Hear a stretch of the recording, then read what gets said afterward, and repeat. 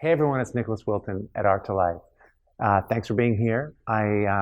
Couple things. At the end of this, I'm going to let you guys know who won that little best doozer comment from last week. Thanks so much. But first, I want to talk about something that I was thinking about. Actually, I was reading a letter from my dad, and I don't know, some of you met him, and I've talked a lot about him. He's passed a year or so ago, but one of the things he was saying, and he was talking about this a lot, not just in painting, but in his life and in the later stages of his life. And he was saying, the things that the options he had, like when he was a young man, he wanted to he had this dream of riding a motorcycle across the United States, right? And this was this idea he had, and he wanted to, maybe become a world famous artist. And he wanted, he had all these dreams and all these ideas and things that he wanted to do down here in his youth. And gradually, as he became older, he would say to me, it's crazy. I realize my choices, there's less of them. Like at 86, he's like, I know I won't do that motorcycle trip. Like that's not an option for me anymore.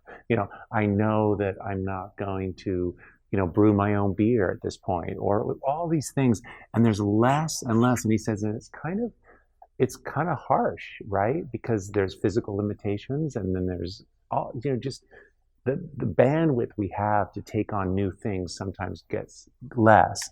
And so as you feel more confined as this comes as you grow older, actually, right? But the cool part of this was that, and this is what he talked a lot about, he goes, while this constriction is happening, you're also simultaneously going like this, hopefully, in your art.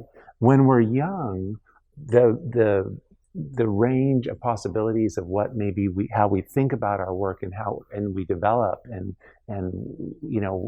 we're just beginning to explore who we are and what we are, and we have these different experiences that broaden us, and then we bring that into our work. And as we get older, we can make our work more and more expansive. And this is so cool that these two funnels are inverse to each other. And this is really great because this is the opposite, right? This is youth.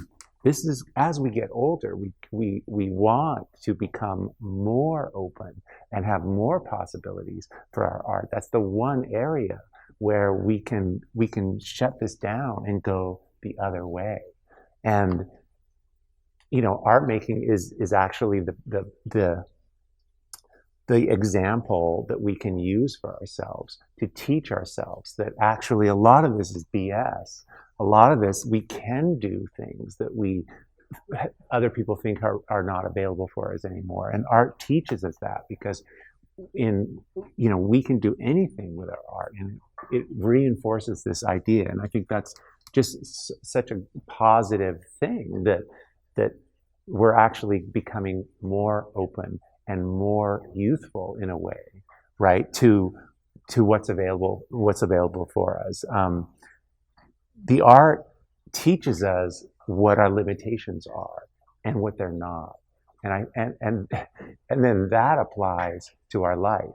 And so I just think that's just a wonderful idea, because it's so hopeful and it's so positive, and you just get more expansive the more experiences you have. The older you get, the bigger your art can be, and it's important that your art doesn't do this. You want your art to do that. So we want to go from contracted to openness, and that's a cool, fantastic thing that we're all participating in that in our art. So that's that idea. That's the idea that I just think is wonderful. And I know I don't hear people talk about that, and I love that. So I just wanted to share that with you today, Sunday. Now, I want to, first, can you hand me that book right there? So we have a winner for this. Last week, I offered this Daring Greatly book by Brené Brown. I had a bunch of copies. I've been cleaning my studio, so I've found all this stuff. And first off, let me just say that all those comments, that was so great, you guys. And I mean, Lila Capel wrote in, she's like, I'm loving reading what everyone's contributing. And I couldn't agree more. There's, especially for me, but I know you can see that. Like what everyone's sharing on this blog in the comments is really powerful and it's really, really helpful. It's helpful for everyone. And you know, I might be the person with a video, but there's some really great stuff. And some of the stuff that came out, there was just so many great comments. But the one that I thought was really good was by Patricia Bingham.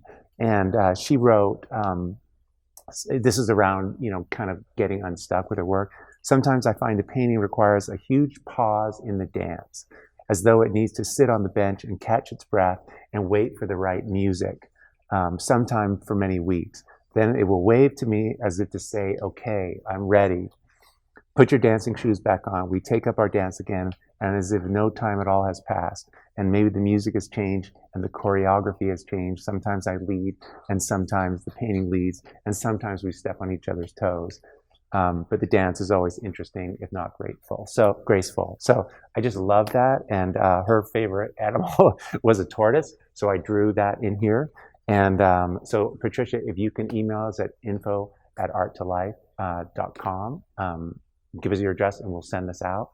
And by the way, I found another one.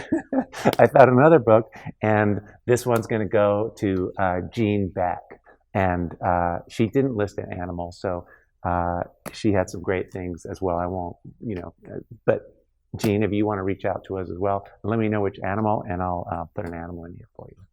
You guys, thanks so much. Please leave your comment, and you know, leave a comment about what thing you thought you couldn't do, and then you did it, because it's often blows you away, and other people what you thought you couldn't, but then you did it.